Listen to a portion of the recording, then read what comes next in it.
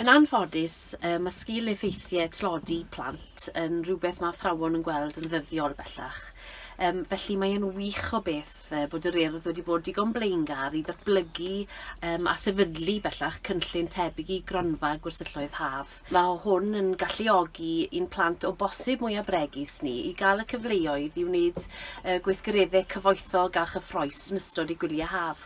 Mae ysgolion yn rhydd i enwebu y plant maen nhw'n yn meddwl fydd yn elwa fwyaf o'r profiadau ac wrth gwrs mae'r plant yn mynd i gael cyfle i wneud yr oll hyn drwy gyfrwng y Gymraeg.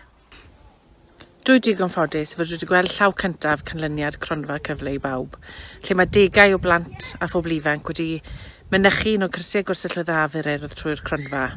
Ni wedi bod yno yn ei gweld nhw'n magu hyder, magu gwydnwch, creu ffrindiau newydd a fwy na dim yn cael sport dros yr haf. Yn sicr mi fydd ei atgofion a haf lenni yn aros gyda nhw am byth. Mi fydda i yn un yn cofio haf 2019 am weddill fy oes. A mae'r diolch i chi am hynny, am eich elioni a'ch cyfraniadau i'r cronfa i galluogi'r urdd i gynnig cyfleoedd byth gofiadwy i plant a phobl ifanc ledled Cymru. Diolch yn fawr iawn.